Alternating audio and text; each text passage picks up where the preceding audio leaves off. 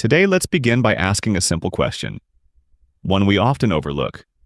What do our emotions really mean? In a world where we're constantly told to manage, suppress, or even ignore our emotions, we rarely pause to consider their purpose. We label some emotions as good and others as bad, but what if every emotion, yes, even the ones we try hardest to avoid, has meaning, wisdom, and value? Emotions are not random. They're not weaknesses. And they're definitely not flaws in our system. Emotions are biological signals, evolutionary messengers designed to help us survive, connect, and make sense of our world. From a neurological standpoint, emotions are chemical reactions triggered in the brain in response to stimuli, both external and internal. When you hear bad news, your body may produce cortisol. When someone smiles at you warmly, your brain may release oxytocin. But more than just chemicals, emotions are our brain's way of giving us information. Fear tells us we might be in danger. Joy tells us something is valuable. Anger highlights injustice. Sadness often signals a loss. Even guilt, shame, and envy have their roles. They're pointing to values, desires, or needs that are either unmet or conflicted. So the first thing to understand is this. Emotions are information. They are not problems to solve, but signals to interpret. But if emotions are so useful, then why do we struggle with them so much? Part of the problem lies in how society treats emotion. From a young age, many of us are taught that some emotions are acceptable while others are not. Think about the messages you might have received as a child. Don't cry. Calm down. Don't be so sensitive. Real men don't get scared. Don't be angry. It's not ladylike. We learn to bottle up, suppress, or mask how we feel to fit in or to appear strong. Over time, this disconnect from our emotional life can lead to anxiety, depression, and a deep sense of confusion about who we are. We start to believe that emotions are the enemy, when in truth, avoiding emotions is what causes the real harm. The irony is, the more we push emotions away, the more they control us.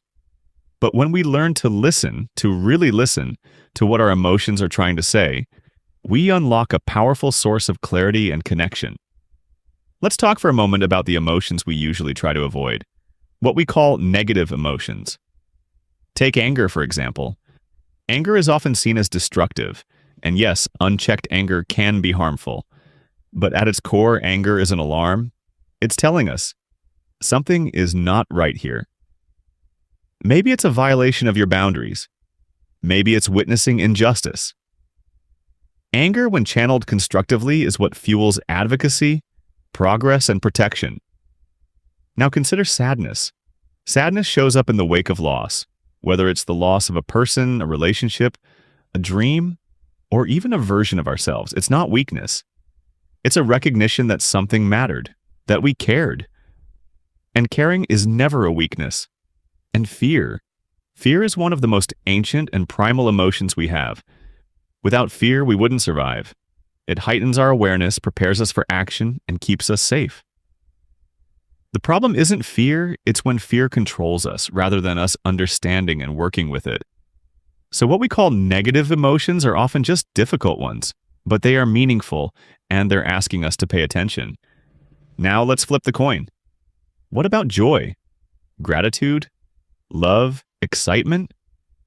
These emotions are often celebrated, and rightfully so. They're uplifting, inspiring, and connective. But they're not just for feeling good. They too have purpose. Joy helps us recognize what is worth pursuing. Gratitude helps us anchor into what's good in our lives. Love compels us to build bonds, raise families, and sustain community. These emotions are motivators. They give life its color and depth. But even these emotions can be misunderstood. Sometimes we chase them endlessly, thinking happiness is the goal of life, rather than a byproduct of living meaningfully. True emotional health isn't about feeling good all the time. It's about feeling authentically. Living with emotional intelligence means recognizing when joy is present, but also being able to hold space for sorrow when it comes. Both are part of the same human experience. There's one more layer to the meaning of emotions, perhaps the most profound. Our emotions point us to our values. Think about it. We don't get angry unless something we care about feels threatened. We don't feel ashamed unless we've violated a personal code. We don't grieve unless we've loved. And we don't feel joy unless something meaningful has happened. This means emotions are not just reactions, but reflections of what matters to us. If you want to know your deepest values, look at your strongest emotions. Your emotional life is a compass, quietly pointing toward what you truly believe, what you desire, and what you need. The key is to slow down, to ask, what is this feeling trying to tell me? Instead of, how do I get rid of it? Your emotions are not your enemies. They are not inconveniences. They are not signs of weakness. They are messages. They are truths. They are the bridge between your inner world and the outer one.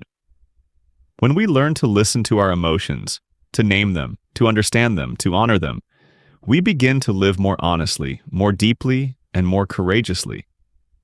In a world that often asks us to numb or hide how we feel, choosing to understand our emotions is a radical act of self-awareness. And self-awareness is the foundation of empathy, of leadership, and of connection. So the next time a strong emotion rises within you, don't ask, what's wrong with me? Instead ask, what is this emotion trying to teach me? Because once we understand the meaning of our emotions, we begin to understand the meaning of ourselves.